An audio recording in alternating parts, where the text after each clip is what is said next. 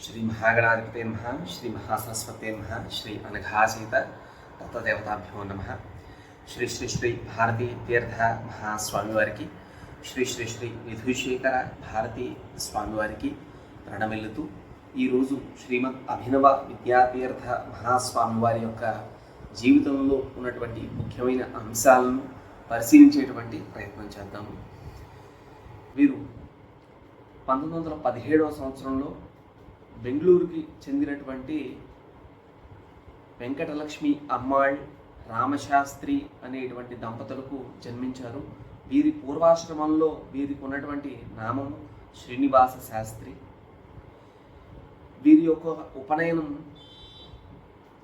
శృంగేరి శారదా పీఠంలో 1930వ సంవత్సరంలో జరిగింది. అప్పటి నుంచి వారు శ్రీ శ్రీ శ్రీ చంద్రశేఖర భారతీ మహాస్వామి వారి యొక్క సాన్నిధ్యంలోనే ఉంటూ వేదాభ్యాసాన్ని చేసేటువంటి వారు. వారిలో ఉన్నటువంటి బుద్ధి కుశలత, దైవభక్తి, అచంచలమైనటువంటి కార్యనిర్వహణ దక్షతను గమనించినటువంటి స్వామివారు వారికి 1931వ సంవత్సరంలో సన్యాస దీక్షని ఇచ్చి వారి యొక్క భావి పీఠాధిపతిగా ప్రకటించారు. వారు సన్యాసం తీసుకున్నటువంటి తొలినాళ్లలోనే పరమేశ్వరుడు సాక్షాత్కరించి స్వప్నంలో యోగాభ్యాసం కావించారు. శారదా పరమేశ్వరి సైతం యోగాభ్యాసానికి సంబంధించినటువంటి అనేకమైనటువంటి విధి విధానాలని, రహస్యాలని ఈ మహనీయుడికి స్వప్నంలో తెలిపి అభ్యసింపజేశారు. వారు 20 ఏళ్ల చిరుప్రాయంలోనే జీవన్ముక్త స్థితికి చేరుకున్నారు. శిష్యుని యొక్క వృద్ధిని చూసినటువంటి శ్రీ చంద్రశేఖర భారతీ స్వామివారి ఎంతో సంతోషించారు. స్వామివారు 1954వ సంవత్సరంలో వారు బ్రహ్మీభూతులయ్యారు. వారి తర్వాత పీఠాధిపత్యాన్ని స్వీకరించి దక్షతతో నిర్వహిస్తూ పీఠాన్ని వారు విజయయాత్రని చేశారు. అప్పటికి పూర్వ పీఠాధిపతుల హయాంలో దాతలు ఇచ్చినటువంటి మడర్లను, భూములను ప్రభుత్వం స్వాధీనం చేసుకుంది. అయిన వీరి యొక్క విజయయాత్రల కారణం చేత ప్రేరణ పొందినటువంటి ప్రజలు భక్తి భావంతో ఎన్నో కానుకలను సమర్పించారు. వాటిని ప్రజా సంక్షేమం కోసం ఉపయోగించే దిశగా వారు శ్రీకారం చుట్టారు.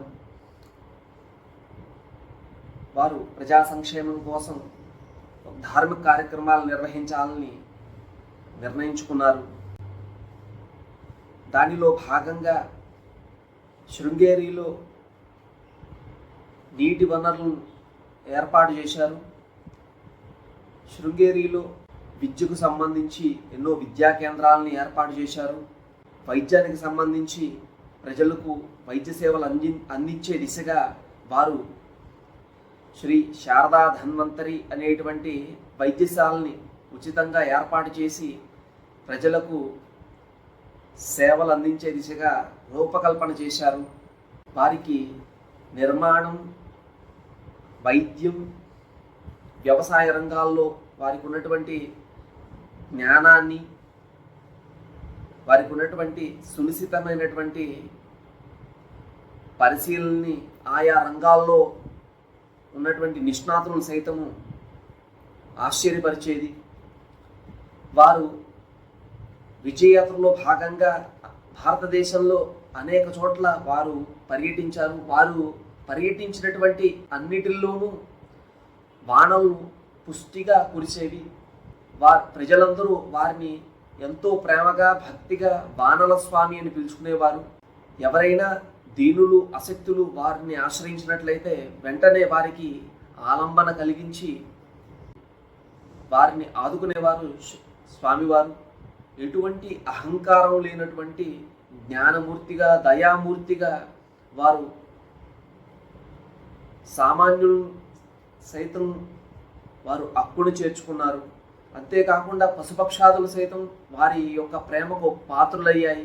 తమ తర్వాత పీఠాధిపతిగా దివ్యగుణాలు కలిగినటువంటి ఒక బ్రహ్మచారిని ఎంపిక చేశారు. వారే శ్రీ సీతారామాంజనేయులు. వారికి 1974 సంవత్సరంలో సన్యాస దీక్షని ఇచ్చి దీక్షానామంగా శ్రీ భారతీ తీర్థ స్వామిగా దీక్షానామం ఉంచారు. స్వామివారు 1989 సంవత్సరంలో వారు శివైక్యాన్ని పొందారు. ఇప్పటికీ వారి పేరుని స్మరించిన, వారి యొక్క దివ్యగుణాలని స్మరించినప్పటికీ కూడా వారి యొక్క అనుగ్రహాన్ని మనం పొందొచ్చు. స్వస్తి.